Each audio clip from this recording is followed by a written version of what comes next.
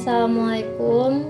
Video ini Yuli buat sesuai pengalaman Yuli kemarin, mengajukan santunan sesuai surat edaran Kementerian Sosial nomor 427/3.BS.01.02/06/2020 tentang penanganan perlindungan sosial bagi korban meninggal dunia akibat COVID-19.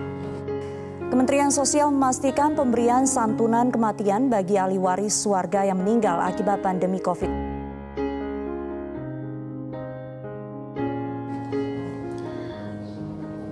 Syarat-syaratnya Yuli cari di internet, beberapa media online, dan ternyata memang banyak yang belum tahu juga, dan di internet pun juga masih kurang lengkap. Sampai akhirnya Yuli sudah sampai ke Dinsos saat mengajukan, ternyata masih ada beberapa syarat yang kurang, dan alhamdulillah sekarang berkas-berkas yang Yuli ajukan sudah sampai di Dinsos, sudah lengkap, dan di sini Yuli mau share supaya kalian juga bisa mengurusnya.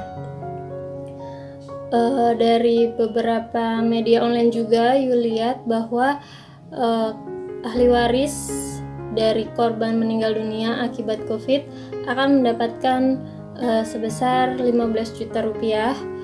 Ada juga yang mengatakan ada yang mendapatkan 30 juta. Bahkan untuk yang tenaga kesehatan atau keluarga tenaga kesehatan sampai 90 juta rupiah. Tapi hal itu masih belum tahu pastinya benar atau tidaknya. Yuli nggak tahu, itu juga cuma dari media online aja. Sebelum kita ke video syarat-syaratnya bagaimana caranya, Yuli mau sedikit cerita tentang almarhum yang akhirnya dikatakan meninggal dunia akibat COVID-19. Almarhum sudah sakit-sakitan dari mulai bulan September. Itu sekitar pertengahan September. Almarhum sudah 3 kali bolak-balik ke puskesmas, lalu sudah 3 kali juga bolak-balik ke rumah sakit swasta dekat rumah. Penyakitnya belum ketahuan juga waktu itu. Jadi almarhum itu mengeluh sakit di pinggang sama batuk, tapi batuknya tidak terlalu sering. Terus yang terakhir itu almarhum sampai akhirnya dirawat di rumah sakit itu, dia saat dia meludah mengeluarkan ada campuran bercak darah di dalam ludahnya. Hasil kita bawa lagi ke rumah sakit swasta dekat rumah, dan di sana dicek darah, dan hasil trombositnya itu sangat rendah sekali. Trombositnya itu 5.000, sedangkan untuk normalnya itu trombosit 150.000. Dari rumah sakit swasta itu kita disarankan untuk ke rumah sakit yang besar yang ada unit transfusi darahnya, karena di sana kebetulan dia tidak ada alat-alatnya dan tidak ada unit transfusi darah. Jadi kita pindah ke rumah sakit pemerintah yang besar. Di rumah sakit tersebut saat kita masuk pendaftaran ternyata ada lembar inform consent atau lembar persetujuan, di mana pasien yang masuk ke ruang isolasi jika selama perawatan di ruang isolasi meninggal dunia, walaupun hasil swabnya negatif, pasien tetap dikatakan COVID dan dimakamkan sesuai protokol COVID. Karena waktu itu kami merasa masih punya harapan untuk kesembuhan Papa, maka kami bersedia dan menandatangani persetujuan dan bersedia Papa dirawat di ruang isolasi rumah sakit tersebut. Buat kalian yang mungkin mengalami hal yang sama, boleh komen di bawah. Lalu kita masuk di rumah sakit tersebut tanggal 1 Oktober 2020. Pertama masuk itu almarhum sudah di swab oleh rumah sakit tanggal 1 dan tanggal 3. Dicek juga darahnya lagi, dicek trombosit darahnya, ternyata memang masih 5.000 trombositnya, dan diperlukan untuk transfusi darah trombosit. Selama dari tanggal 1 sampai kurang lebih sampai tanggal 7, kami keluarga sudah mendatangkan kurang lebih 50 pendonor darah untuk almarhum. Alhamdulillah juga kami dapat dari komunitas ojek online, Gojek, Grab. Alhamdulillah mereka datang dan mau membantu mendonorkan darahnya untuk almarhum Papa. Selama pendonoran darah, selama kurang lebih perawatan sampai tanggal 7 Oktober itu, perawatnya sudah bilang ada kemajuan dan trombositnya sudah naik sampai 10.000. Di malam tanggal 7, saya dan mama datang ke ruang isolasi untuk menemui perawatnya, dan saya tanya bagaimana keadaan papa saya dan bagaimana juga kemajuannya. Di situ perawatnya cuma bilang bahwa pasien sudah ada kemajuan, kantong darahnya sudah dipasang, dan baik-baik saja. Di situ juga kita, keluarga saya dan ibu yang mama dan yang kesana, belum dikasih tahu hasil swab yang sudah dilakukan rumah sakit, hasilnya positif atau negatif di tanggal 7 malam itu, 7 Oktober malam. Di tanggal 8 Oktober pagi, kebetulan yang ada di rumah sakit ada cuma adik laki-laki saya. Sekitar jam 9 kurang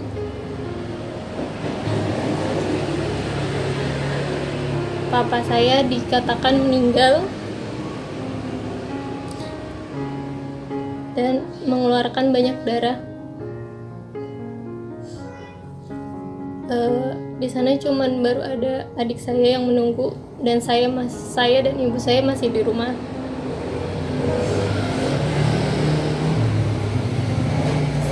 Saat dikatakan meninggal, baru hasil labnya diberitahu ke adik saya bahwa papa saya positif COVID. Saat itu juga jenazah almarhum segera dimasukkan ke peti, dan kami sama sekali tidak bisa bertemu dengan jenazah, bahkan melihat pun tidak bisa. Kami keluarga juga meminta untuk menunggu sebentar sampai ibu saya datang untuk melihat untuk terakhir kalinya, bahkan rumah sakit pun juga tidak mengizinkan. Hal itu yang membuat saya kurang respect sama sistem dari rumah sakit yang benar-benar sangat tertutup dan tidak terbuka. Bahkan malah kami baru tahu bahwa hasil labnya positif itu saat almarhum sudah dikatakan meninggal dunia. Kami juga tidak tahu apakah jenazah itu dimandikan atau tidak. Yang jelas kami datang itu jenazah sudah masuk ke dalam peti dan semua petinya sudah dikunci, sudah diplastikin. Cuma satu yang menurut kami janggal, bahwa ada satu pakaian almarhum yang tidak pulang. Jadi almarhum itu membawa 3 celana kolor pendek, dan saat meninggal dunia itu rumah sakit hanya memulangkan 2 celananya. Mungkin kemungkinan 1 celana pendeknya itu adalah celana yang dipakai saat terakhir kali dia meninggal, dan kemungkinan juga jenazah tidak dimandikan. Terakhir kali kami cuma diizinkan untuk menyolati jenazah yang ada di dalam peti. Bahkan kami juga tidak tahu yang dalam peti itu jenazah siapa. Jenazah dimakamkan di TPU Tegal Alur sesuai protokol COVID. Sehari setelah almarhum meninggal, kami sekeluarga di tanggal 9 Oktober dicek swab oleh puskesmas terdekat. Kebetulan yang waktu itu dicek di tanggal 9 itu adalah adik saya, dua adik saya, dan alhamdulillah juga hasilnya negatif. Dan bahkan sampai sekarang video ini dibuat, alhamdulillah di tanggal 20 ini, saya buat di tanggal 27 November video ini.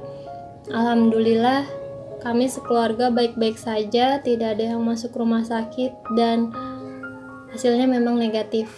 Kami juga kurang tahu di mana almarhum bisa terkena COVID. Mungkin juga di rumah sakit saat dia bolak-balik rumah sakit. Tapi wallahu alam, kami sekeluarga sudah pasrah dan berdoa saja semoga papa diterima di sisi Allah. Langsung saja ke video untuk syarat mengklaim santunan kematian korban meninggal dunia akibat COVID.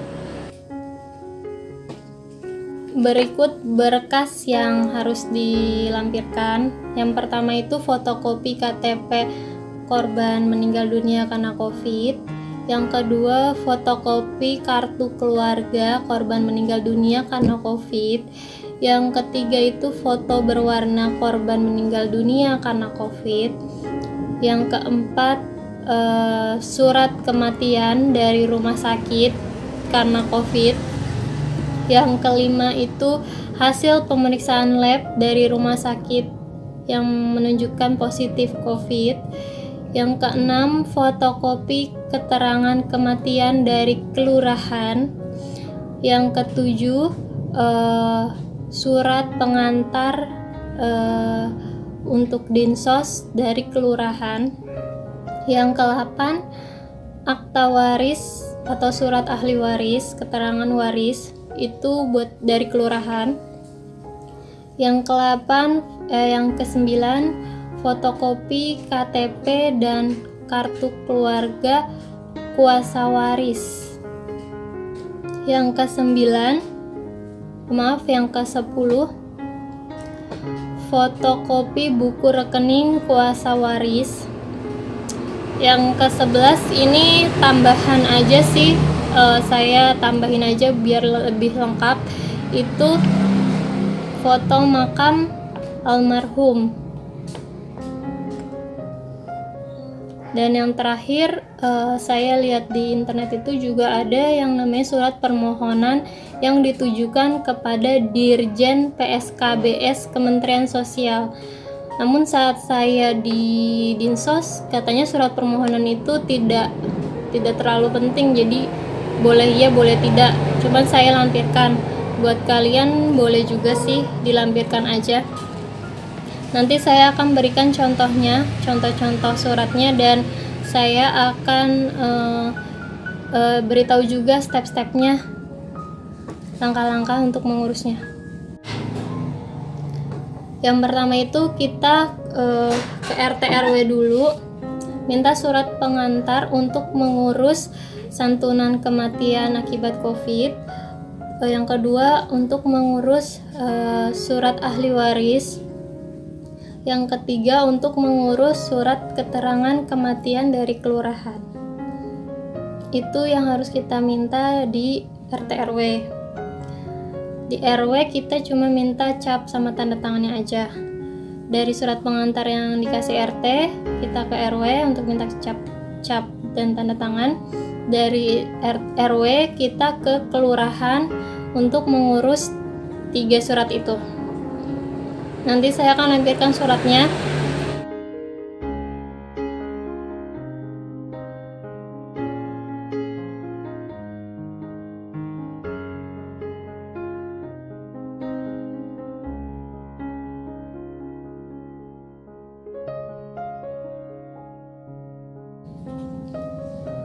untuk membuat surat ahli waris, kalian ke kelurahan itu harus melampirkan fotokopi kartu keluarga, fotokopi KTP, terus surat kematian dari rumah sakit, itu fotokopinya,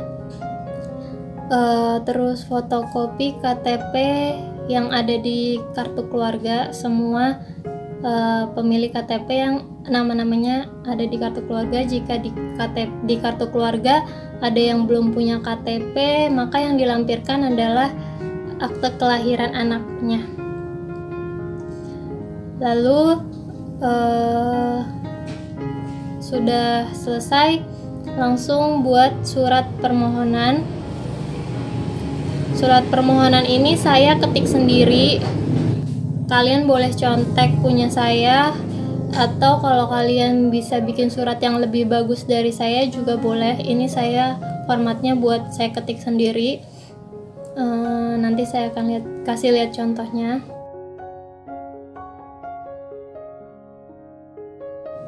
Lalu lengkapi semuanya. Lengkapi fotokopi KTP, KK, kuasa waris, fotokopi buku rekening, dan semuanya pokoknya dilengkapi. Jangan lupa juga yang surat pengantar dari kelurahan, itu juga jangan sampai ketinggalan. Lalu kita ke Dinsos. Setelah sudah lengkap semuanya, kita langsung ke Dinsos. Dinsos sesuai KTP. Misalnya kalian di Jakarta, berarti ke Dinsos Jakarta. Kalau di Tangerang, ke Dinsos Tangerang, dan sesuai KTP ya. Kebetulan saya di Dinsos Tangerang. Sampai di Dinsos, berkasnya dicek oleh bagian perlindungan jaminan sosial. Saat dicek, jika sudah lengkap, berkas diterima. Alhamdulillahnya berkas saya sudah lengkap saat di Dinsos, sudah diambil. Namun dari pihak Dinsos mengatakan seperti ini, berkas ini akan kami rekap, nanti akan kami teruskan ke Kementerian Sosial. Jadi karena ini program Kementerian Sosial, jadi tidak serta-merta kita datang ke Dinsos lalu kita langsung dapat bantuannya, tidak seperti itu prosedurnya. Nanti berkas yang sudah diteruskan ke Kementerian Sosial itu diverifikasi ke Dinsos, lalu dari Dinsos diverifikasi ke kecamatan dan ke kelurahan.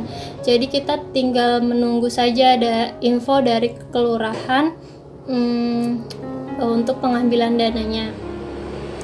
Saat ditanya berapa dana yang didapatkan, dari pihak Dinsos juga belum bisa memastikan berapa, karena katanya itu bukan program dari Dinsos, itu merupakan program dari Kementerian Sosial. Jadi pihak Dinsos juga belum tahu pastinya berapa. Lalu saya tanya kira-kira berapa bulan saya dapat informasi lagi setelah pengajuan berkas ini, apa sampai 1 bulan, kata saya seperti itu. Kata pihak Dinsos tidak sampai 1 bulan, bisa lebih cepat. Iya, semoga aja segera cair, dan kalian yang mengurus juga sama segera cair dan dimudahkan dalam urusannya. Nanti insya Allah saya akan buat video berikutnya untuk keterangan apakah cair atau tidaknya. Mungkin paling lama 1 bulan ya, karena waktu saya tanya di Dinsos katanya nggak sampai 1 bulan. Jadi tinggal menunggu verifikasi saja dari kelurahan untuk pengambilan dananya. Semoga video ini bermanfaat, dan buat kalian yang mengalami peristiwa yang sama seperti keluarga saya, semoga tabah, dilancarkan rezekinya, dan almarhum yang meninggal dilapangkan kuburnya dan diterima di sisi Allah. Amin. Terima kasih, video ini saya akhiri. Assalamualaikum warahmatullahi wabarakatuh.